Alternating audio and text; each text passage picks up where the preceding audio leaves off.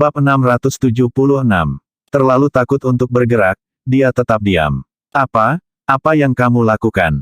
Berhenti bicara. Biarkan aku memelukmu selama 10 menit saja. Selama beberapa menit ini, kau milikku. Mendengar ini, Levi menghentikan dirinya untuk melepaskan genggamannya. Dia hanya berdiri diam dan membiarkannya memeluknya diam-diam. Setelah 10 menit, Abigail melepaskannya. Hari itu juga, Abigail meninggalkan South City untuk magang di Southampton. Baik South City atau Northampton berisi ingatannya tentang Levi, dan dia harus meninggalkannya untuk sementara waktu. Pada akhirnya, ketiga pihak yang terlibat membungkus insiden itu dengan tawa. Namun, mereka semua tahu persis apa yang ada di hati Abigail. Dengan bantuan keluarga Black, Abigail tiba di penginapannya di salah satu hotel bintang 5 di Southampton. Namun, ketika dia berjalan ke lobi, dia segera mendengar seseorang menyebut nama Levi. Segera, dia berhenti di jalurnya dan mendengarkan percakapan mereka dengan seksama. Beberapa orang sedang mengobrol di sofa di dekatnya. Apakah kamu yakin? Apakah dia benar-benar bernama Levi Garrison?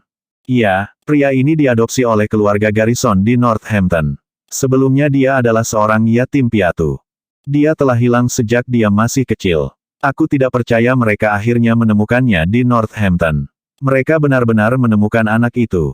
Tepat sekali. Aku baru mendengar tentang ini baru-baru ini karena Gates dan Caesar setelah pergi ke South City untuk membuat masalah lagi. Mendengar ini, gelombang kegembiraan menjalari nadi Abigail. Apakah mereka berbicara tentang keluarga kandung saudara ipar saya? Apakah orang tua kandung Levi dan keluarga di Southampton? Meskipun Abigail sudah lama tahu bahwa Levi adalah seorang yatim piatu, tidak ada yang pernah menyebutkan keluarga kandungnya kepadanya. Dia tidak percaya bahwa dia telah menemukan informasi penting tentang dia di Southampton. Dia bertanya-tanya apakah dia harus menelepon Levi dan memberitahunya. Namun, setelah mempertimbangkannya untuk waktu yang lama, dia memutuskan untuk tidak memberitahunya. Lagi pula, dia sudah memutuskan untuk melupakannya. Akan lebih baik jika dia menahan diri untuk tidak menghubungi Levi untuk saat ini. Edberg Manor di Southampton dibangun dengan gaya arsitektur khas Jerman. Di dalamnya, villa-villa megah berdiri seperti pohon di hutan. Ini adalah rumah keluarga Jones, yang merupakan salah satu keluarga kerajaan di Southampton. Keluarga Jones adalah salah satu dari sedikit klan yang benar-benar mendapatkan posisi mereka. Mereka jauh lebih kuat daripada keluarga aristokrat rata-rata. Bahkan anggota keluarga Gates harus merendahkan diri di hadapan keluarga Jones. Kekayaan mereka yang sangat besar saja tidak cukup untuk menggambarkan skala besar dari pencapaian dan kekuasaan mereka. Seperti keluarga kerajaan lainnya, keluarga Jones memahami pentingnya memiliki anggota keluarga di setiap sektor masyarakat mulai dari dunia bisnis, politik, hingga militer. Hanya dengan memperluas lingkup pengaruh mereka di masyarakat, mereka dapat mempertahankan posisi kuat mereka untuk generasi yang akan datang. Ketika sampai pada keturunan mereka, segalanya menjadi lebih rumit. Bertekad untuk memastikan proliferasi klan mereka, orang-orang Jones meninggalkan benih mereka kemanapun mereka pergi. Pada saat itu, seseorang berlari ke Edberg Manor, berteriak sambil pergi. Kabar buruk, Tuan Jones, kabar buruk.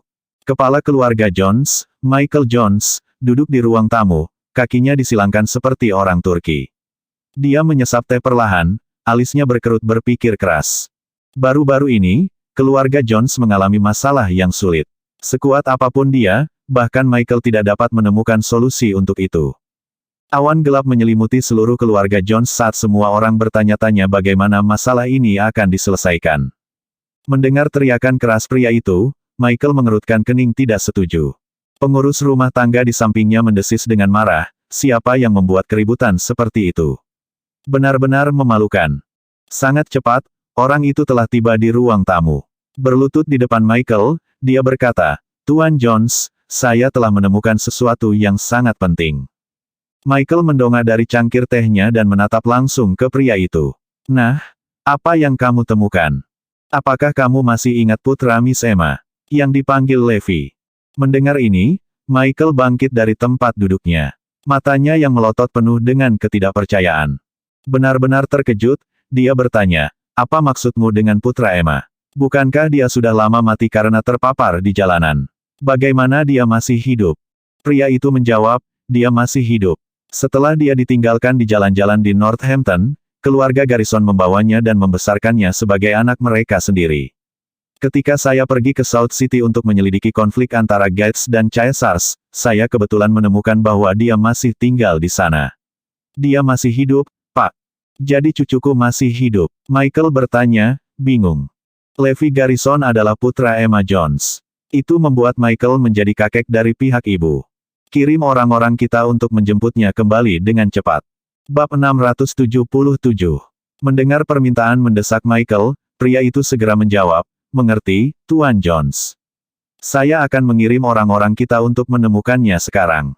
Setelah dia pergi, pengurus rumah tangga menghampiri Michael dan berkata, Tuan Jones, jika Levi Garrison benar-benar putra Nona Emma, ada ide yang ingin saya usulkan. Michael segera mengerti kata-katanya. Agak bingung, dia berkata, apakah maksudmu Levi dapat membantu menyelesaikan masalah keluarga kita? Pengurus rumah tangga tersenyum dan berkata, tepat. Jika dia kembali dan mengklaim tempatnya di antara kita, kita bisa membuatnya menerima hukuman atas nama kita. Itu satu masalah besar yang diselesaikan bagi kita. Mendengar ini, Michael juga tersenyum. Bagaimanapun, ada Tuhan. Kebetulan sekali putra Nona Emma muncul tepat saat keluarga kami menghadapi masalah ini. Para dewa pasti mengirimnya untuk membantu kami. Di South City, kehidupan kembali normal bagi Levi dan Zoe setelah Abigail pergi. Namun, ada perasaan tidak nyaman di udara. Suatu hari, Kepala Bagian Keamanan, Seth Wilson, menelepon Levi. Tuan Garrison, ada seseorang yang mencarimu di bawah. Mencari saya. Levi merasa sedikit terkejut. Ketika dia tiba di alun-alun di depan kantornya, Levi menemukan sebuah Rolls-Royce menunggunya. Seth menunjuk ke mobil dan berkata, itu mereka, Tuan Garrison. Pada saat itu, beberapa orang turun dari mobil dan berjalan ke arah mereka. Pemimpinnya, seorang pria parubaya, memandang Levi dan berseru kaget, apakah Anda Tuan Levi Garrison? Iya, itu aku. Levi sangat bingung. Dia sama sekali tidak mengenal orang-orang ini. Apakah kamu akan menjadi anak yatim piatu yang diambil oleh keluarga Garrison? Levi bertanya, iya, ada apa? Menggenggam tangan Levi dengan hangat, pria parubaya itu meneteskan air mata kebahagiaan. Tuan Levi Garrison, kami akhirnya menemukanmu.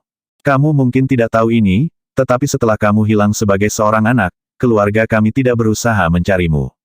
Kami akhirnya menemukanmu hari ini. Ekspresi pria parubaya itu tidak berubah bahkan saat dia berbohong langsung ke wajah Levi. Sebenarnya, mereka mengetahui tentang lokasinya hanya secara kebetulan. Keluarga Jones sama sekali tidak pernah repot-repot mencarinya. Mengingat betapa kuatnya mereka bisa menemukannya dalam sekejap jika mereka mau. Selain itu, Levi sangat terkenal di Northampton. Dia menatap para pria dan mengerutkan kening. Kalian siapa? Tuan Garrison, kami dari keluarga Jones di Southampton. Nama saya Julian Jones. Kepala keluarga saat ini adalah Tuan Michael Jones, kakek kandung Anda. Mendengar ini, Levi membeku kaget. Kata asing itu mengirimkan gelombang kejut yang beriak ke seluruh tubuhnya. Ketika Levi cukup besar untuk mulai mengingat sesuatu, dia sudah menjadi yatim piatu. Saat itu, dia telah bersumpah pada dirinya sendiri bahwa dia tidak akan pernah pergi mencari keluarga kandungnya. Jika mereka cukup kejam untuk meninggalkannya, mengapa dia harus repot-repot memulai hubungan dengan mereka sekarang? Tidak perlu baginya untuk mencari mereka. Dia berjuang untuk kemuliaan keluarga Garrison, dan hidup demi Zoe Lopez. Sejauh menyangkut Levi, dia tidak memiliki orang tua biologis atau keluarga. Sebenarnya, mengingat statusnya di Southampton sekarang, itu akan menjadi hal termudah di dunia bagi Levi untuk mengetahui siapa orang tua kandungnya. Namun, dia belum pernah melakukannya. Mereka telah meninggalkannya, dan dia bertekad untuk menjauhi mereka selama sisa hidupnya. Mendengar Julian menyebut kata, kakek, Levi sangat terkejut. Julian tersenyum. Tuan Garrison, tolong kemasi barang-barang Anda dan kembali ke Southampton bersama kami untuk mengklaim posisi Anda sebagai tuan muda dari keluarga Jones. Keluarga Jones adalah salah satu keluarga kerajaan di Southampton. Begitu Anda memasuki keluarga kami, Anda akan memiliki seluruh erudia di bawah ibu jarimu. Ini bukan kata-kata kosong. Sebaliknya, itu adalah janji yang hanya bisa dibuat oleh keluarga kerajaan seperti keluarga Jones. Mereka sangat berbeda dari Gates dan Caesars. Keluarga Jones tidak tertarik pada erudia. Bagi mereka, perusahaan itu terlalu kecil untuk menjadi perhatian mereka. Julian menyerahkan kartu kredit kepada Levi. Untuk membuktikan bahwa kami benar-benar dari keluarga Jones, ini kartu bank dari Mer Michael Jones. Anggap ini sebagai uang saku Anda, ada 100 juta di dalamnya. Dia menggeseknya pada pembaca kartu terdekat, dan menemukan bahwa itu benar-benar berisi 100 juta. Julian cukup yakin bahwa Levi tidak akan menolak tawaran mereka. Bab 678 Dia menolak untuk percaya bahwa ada orang yang akan menolak tawaran seperti ini. Orang biasa mana yang akan menolak tawaran untuk menjadi tuan muda dari salah satu keluarga kerajaan dalam semalam? Sejak saat itu, mereka akan memiliki kekuatan yang tak tertandingi. Didukung oleh status keluarga Jones, mereka akan dapat menguasai semua orang. Mereka dapat memiliki uang, wanita, dan kekuasaan sebanyak yang mereka inginkan. Setiap kebutuhan mereka akan terpuaskan. Siapa yang akan menolak kesempatan seperti itu? Yang mengejutkan Julian, Levi menolaknya tanpa melirik kartu bank. Dengan dingin, dia membentak, "Silakan kembali. Saya tidak memiliki hubungan dengan keluarga Jones. Bahkan, saya tidak memiliki orang tua atau kerabat dari keluarga itu." Jawabannya membuat Julian dan yang lainnya terdiam. Mereka semua menatapnya kaget. Bagaimana dia bisa menolak tawaran mereka? Itu adalah kesempatan sekali seumur hidup baginya untuk mendapatkan 100 juta, dan dia telah menolaknya. Apa ada yang salah dengan otaknya? Ingat ini. Lupakan ini pernah terjadi, dan jangan pernah kembali untuk menemukanku di masa depan. Dengan itu, Levi berbalik dan pergi. Petik 2. Julian tampak sangat kecewa. Dia benar-benar menolaknya. Beralih ke bawahannya, dia menuntut dengan bingung, apa yang terjadi? Dia tidak akan menolak kita. Faktanya, dia hanya bermain keras untuk mendapatkan. Jika dia hanya menerima tawaran kita, dia akan terlihat sebagai orang yang berkemauan lemah dan serakah. Dia mungkin benar-benar ingin mengatakan ya. Tepat sekali. Dia orang yang cerdas. Dia tahu kita akan datang dan mencarinya suatu hari nanti, jadi dia dengan sengaja berpura-pura tidak peduli dengan tawaran kita. Bawahannya menganalisis situasi, tiba-tiba merasa lebih percaya diri. Julian mengangguk. Itulah yang saya pikirkan juga. Tidak ada yang pernah mampu menahan godaan untuk menjadi tuan muda dari keluarga Jones. Seseorang menyela, mungkin dia mengira seluruh keluarga Jones ada di bawahnya. Bagaimana mungkin? Dibutuhkan seseorang dengan kekuatan luar biasa untuk merendahkan kita seperti ini. Bagaimana dia bisa memiliki keberanian seperti itu? Benar, dia mungkin memiliki erudia di telapak tangannya, tapi itu tidak seberapa dibandingkan dengan keluarga Jones. Sungguh lelucon. Selain itu, kami telah menyelidiki latar belakangnya secara menyeluruh. Yang dia lakukan hanyalah duduk-duduk dan bersenang-senang sepanjang hari. Mendengar ini, mereka semua tertawa terbahak-bahak. Sangat cepat, berita penolakan Levi kembali ke Michael Jones. Apa? Dia berpura-pura bahwa kita berada di bawahnya dan menolak tawaran kita. Michael bertanya tidak percaya. Dengan tawaran uang mereka, Michael mengira mereka memiliki Levi Garrison di dalam tas. Pengurus rumah tangga tertawa, "Tuan Jones, dia hanya berpura-pura. Dia mungkin ingin kita mengundangnya beberapa kali lagi. Baiklah, mari kita penuhi keinginannya itu. Bagaimanapun, dia akhirnya menjadi berguna bagi kita." Dengan itu, dia mengumumkan, "Beritahu semua pria di keluarga ini untuk berkumpul untuk rapat." Dengan cepat, 3 generasi laki-laki keluarga Jones masuk ke ruang tamu. Hanya Michael dan beberapa penatua yang duduk dengan nyaman di kursi. Sisanya tetap berdiri. Semua orang memiliki ekspresi sedih di wajah mereka. Jelas bahwa mereka semua mengkhawatirkan masalah keluarga Jones baru-baru ini. Aku punya sesuatu untuk diumumkan kepada kalian semua. Kami akhirnya menemukan putra Emma yang telah lama hilang. Gumaman terdengar di antara kerumunan. Semua orang menatap Michael dengan kaget. Anak laki-laki yang ditinggalkan oleh Garnison telah ditemukan. Tanya putra tertua Michael, Daniel Jones. Pengurus rumah tangga menjawab, "Ya. Tuan Jones telah mengirim anak buahnya untuk menjemputnya kembali." Anak-anak lelaki yang lebih muda tertawa terbahak-bahak. Apa gunanya membawa seorang pria tunawisma kembali ke keluarga kita? Dia tidak bisa berkontribusi apa-apa untuk keluarga ini. Michael menggelegar, "Itu sampah. Jika kita menerimanya kembali ke dalam keluarga kita, dia akan menjadi cucu kandungku. Bukankah dia akan dianggap sebagai pewaris sah keluarga Jones?" Semua orang setuju. "Iya," Michael melanjutkan, Karena dia akan menjadi pewaris sah keluarga kami dapat mengirimnya untuk menanggung hukuman atas nama kami. Tidak ada yang bisa mengatakan apapun tentang itu. Ya ampun, apakah itu benar? Bab 679.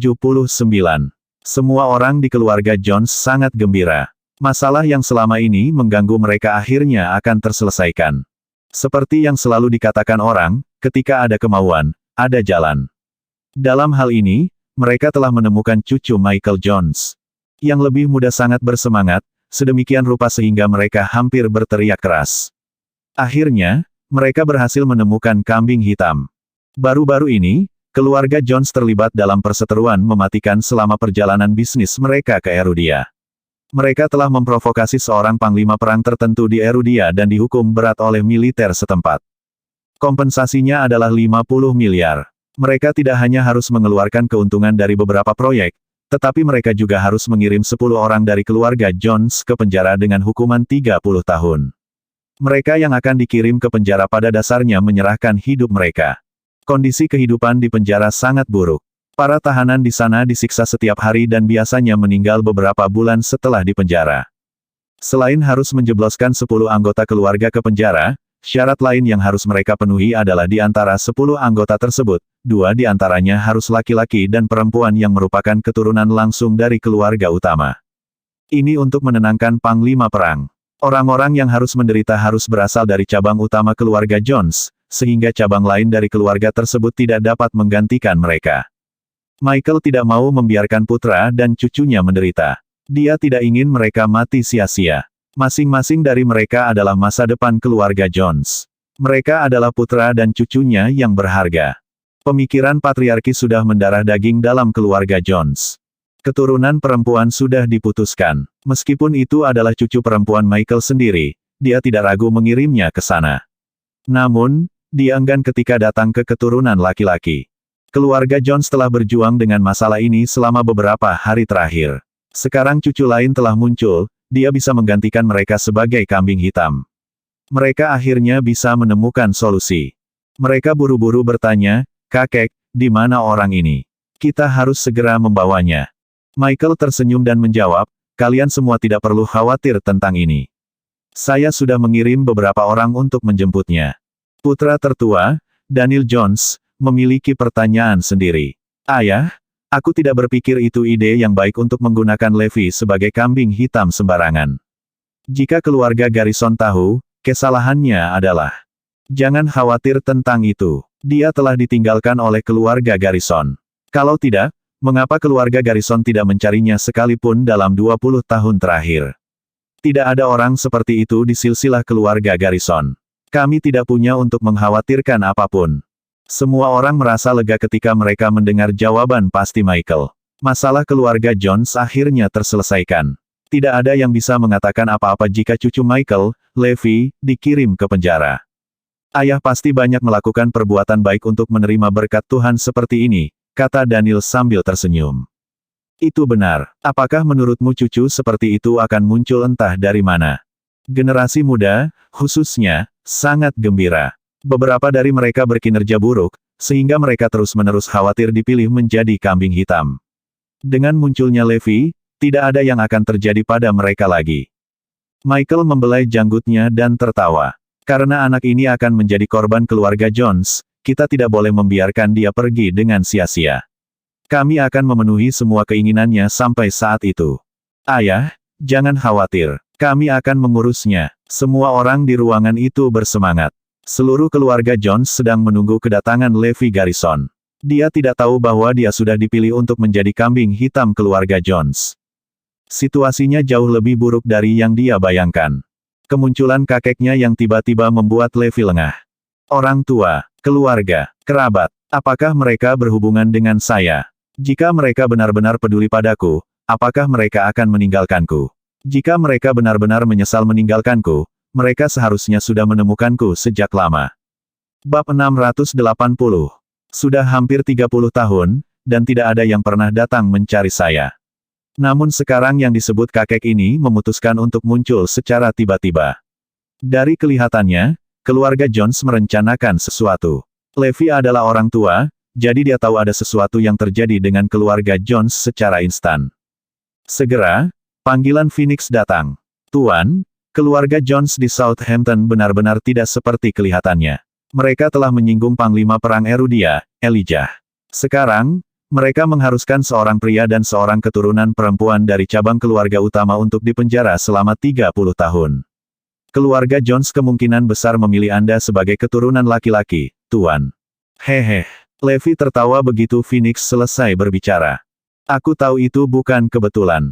Segala hal terjadi untuk suatu alasan. Dia tahu orang harus membedakan antara cinta keluarga dan bisnis jika menyangkut keluarga besar seperti keluarga Jones. Ini terutama berlaku untuk seorang pria tunawisma yang telah ditinggalkan oleh keluarganya selama hampir 30 tahun dan tidak berguna bagi mereka. Mengapa mereka menginginkan seseorang seperti itu kembali? Mereka bahkan menawarkan uang dan kekuasaan. Bukannya mereka sakit atau apa? Satu-satunya alasan yang bisa dia pikirkan adalah bahwa pria seperti itu berguna bagi keluarga. Dalam hal ini, keluarga ingin Levi menjadi kambing hitam mereka. Hahaha. Levi tertawa terbahak-bahak. Betapa ironisnya. Jadi seperti inilah cinta keluarga selama 30 tahun. Memiliki niat kejam seperti itu meskipun mereka kakek dan pamanku. Mereka tidak berbeda dari keluarga Garrison di Northampton. Di ujung telepon yang lain, Phoenix bisa dengan jelas mendengar perubahan napas Levi. Dia marah. Pria ini marah. Phoenix bertanya dengan ragu-ragu, Tuan, Panglima Perang Elia hampir musnah oleh kita 3 tahun lalu. Haruskah kita mengirim macan putih untuk menyelesaikan pekerjaan itu? Levi menggelengkan kepalanya. Tidak perlu karena mereka tidak main-main dengan kita. Ini urusan keluarga Jones. Itu tidak ada hubungannya denganku. Ingat ini, tanah Erudia adalah satu-satunya keluargaku. Sisanya tidak ada hubungannya denganku, kata Levi. Iya Pak, Phoenix dan yang lainnya semuanya yatim piatu, jadi mereka mengerti bagaimana perasaan Levi. Tidak ada yang akan baik-baik saja jika seorang kerabat muncul tiba-tiba dan menuntut diperlakukan seperti itu. Levi, ada apa? Sepertinya kamu tidak senang. Levi memiliki ekspresi yang tidak biasa di wajahnya ketika Zoe datang mengunjunginya. Dia belum pernah melihatnya seperti ini sebelumnya. Aku baik-baik saja, jawab Levi sambil tersenyum. Saya mendengar seseorang datang mencari Anda pagi ini. Apakah semuanya baik-baik saja? Zoe sedikit khawatir. Aku baik-baik saja. Aku pasti akan memberitahumu jika sesuatu terjadi. Baiklah kalau begitu. Kita akan makan malam-malam ini, jadi tunggu aku. Levi dan Zoe berjalan berdampingan saat mereka pulang kerja. Saat itulah Julian Jones dan anak buahnya mencegat mereka. Sayang, tunggu di sini. Biarkan aku mengurus sesuatu dengan cepat. Menghadapi keluarga Jones, Levi berkata tanpa ekspresi, bukankah aku sudah menyuruh kalian semua pergi? Kenapa kalian ada di sini lagi? Julian tertawa dan menjawab, Tuan Muda Garnison, kami di sini untuk mengantar Anda kembali ke Southampton. Anda telah berkeliaran selama hampir 30 tahun. Sudah waktunya Anda menegaskan kembali identitas Anda. Anda memiliki darah bangsawan, jadi kamu tidak seharusnya berada di tempat seperti ini. Julian mendapat perintah untuk membawa Levi kembali ke Southampton terlepas dari apapun yang diperlukan. Inilah mengapa Julian mencoba yang terbaik untuk meyakinkan Levi untuk kembali. Jika itu tidak berhasil, dia harus menggunakan beberapa tindakan ekstrim. Levi membalas dengan seringai, pergi. Aku tidak peduli tentang menjadi tuan muda dari keluarga Jones. Aku tidak akan melakukannya bahkan jika tuan dari keluarga Jones memohon padaku. Dengan lambaian tangannya, Levi meninggalkan tempat itu. Julian dan anak buahnya tenggelam dalam pikirannya saat mereka melihat sosok Levi menghilang di kejauhan. Setelah beberapa waktu, Julian angkat bicara. Jika ini tidak berhasil, kita hanya perlu menangkapnya. Bersambung.